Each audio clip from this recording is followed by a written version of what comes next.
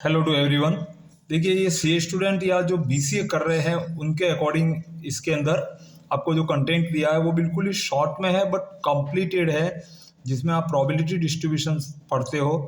तो अपन ने पिछले वीडियोस के अंदर डिस्क्रीट के अंदर बाइनोमियल और पॉइजन डिस्ट्रीब्यूशन कंप्लीटली पढ़ा है विथ इसके इम्पोर्टेंट क्वेश्चन। अब अपन आज आ रहे हैं कंटिन्यूस डिस्ट्रीब्यूशन के अंदर, तो जिसमें कंटिन्यूस में सबसे पहले प्रकार का जो है नॉर्मल प्रोबेबिलिटी डिस्ट्रीब्यूशन, जिसको गॉसियन डिस्ट्रीब्यूशन भी कहा जाता है। दैट मीन्स इसके अंदर जो डेटाज है वो कंटिन्यूसली किसी इंटरवल तक डिफाइंड होते हैं। अब इसके जो मेन की पॉइंट है, मतलब फॉर्मूलाज क्या होते हैं, जिसमें आपको थ्योरिकली भी पूछा जाता है। अगर आप सीए फाउंडेशन का एग्जाम दे रहे हैं तो थ्योरिकली भी पूछा जाता है और प्रैक्टिकल क्वेश्चन भी आते हैं, उससे रिलेटेड फार्मूले भी है और सारे पॉइंट्स दिए हुए हैं कंप्लीट। आपको कोई दूसरा कुछ आपको तैयार करना ही नहीं है। इस मटेरियल में आपका कंप्लीट नॉर्मल डिस्ट्रीब्यूशन जो सीए या बीसीए के लिए है, तो इम्पोर्टेंट क्वेश्चन भी आपको नेक्स्ट वीडियो में आते जाएंगे, उसके साथ में दिया जा रहा है। तो देखिए, इसके अंदर जो प्रोबेबिलिटी फंक्शन है एफ एक्स, वो प्लस इनफाइनेट से माइनस इनफाइनेट में डिफाइंड रहता है। प्रोबेबिलिटी फंक्शन के लिए एक फॉर्मूला दिया हुआ है, एफ एक्स इज 1/एच डी। ये जो सिग्मा का साइन है स्टैंडर्ड डेविएशन को रिप्रेजेंट करता है और यहाँ पे म्यू बना हुआ है जो मीन वैल्यू को डिफाइन करता है। दैट मीन्स इसका इंपॉर्टेंट की पॉइंट है कि जो x minus mu upon H D है, जिससे प्रैक्टिकल क्वेश्चन जेड वैल्यू निकाली जाती है जो कि एरिया ऑफ कर्व बताई जाती है। अब एरिया ऑफ कर्व क्या होता है, इसके बारे में आप कंटिन्यू बने रहे। ये आपको पहले लर्न करना है कि इसमें नॉर्मल के अंदर प्रोबेबिलिटी फंक्शन का फॉर्मूला इस टाइप से है, ई की पावर में है। दैट मीन्स एक्सपोनेंशियल फॉर्म में होता है ये। वेयर माइनस इनफाइनेट से प्लस इनफाइनेट जो एफ एक्स है, दैट मीन्स प्रोबेबिलिटी का सम बंद रहता है। इसमें म्यू है वो आपको बता दिया गया है, एवरेज मीन है, और एच डी है वो स्टैंडर्ड डेविएशन को बताया जाता है, और एच डी का स्क्वायर है जो वेरिएंस बताता है। अब इसके अंदर आपको ये फॉर्मूला और जेड वैल्यू फाइंड करने का फॉर्मूला लर्न करना है। इसके अंदर कंटिन्यूस, इसका जो टाइप होता है नॉर्मल का कंटिन्यूस प्रकार का है, इसको गॉसियन डिस्ट्रीब्यूशन कहा जाते हैं। ये सब याद रखना है। थ्योरिकली क्वेश्चन भी आपको पूछे गए हैं, पहले भी जो सीए फाउंडेशन कर रहे हैं उनको पूछे गए हैं और आगे भी पूछा जा सकता है।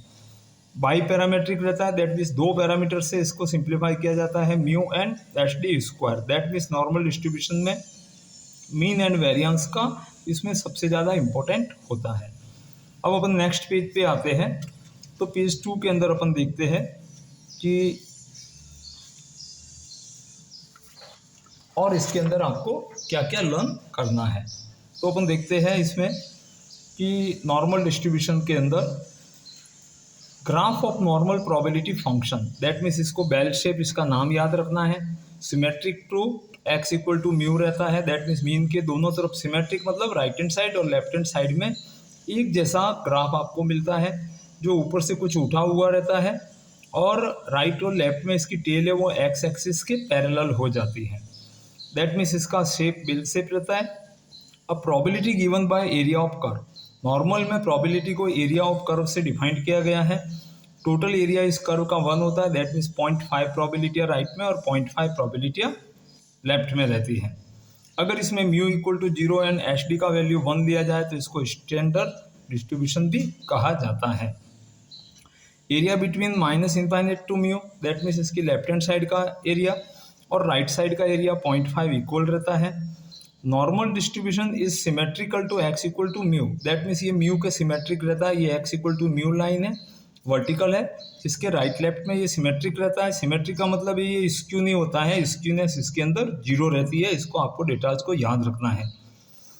अब इसी के अंदर एक और आपका की पॉइंट रहता है कि एवरेज मीन, मोड और मीडियन तीनों सेंट्रल टेंडेंसी इक्वल होती है, और स्टैंडर्ड नॉर्मल डिस्ट्रीब्यूशन के लिए 0, 1 इसके पैरामीटर रहते हैं। दैट मीन्स ये मीन को बताएगा, ये वेरिएंस को बताता है। तो एफ एक्स का फॉर्मूला जो था आपने फर्स्ट पेज में देखा था 1 यहाँ पे एच डी था तो 1 हो गया, √2π e raise to minus z square upon 2 ही रह जाता है। ये स्टैंडर्ड नॉर्मल डिस्ट्रीब्यूशन के रहता है।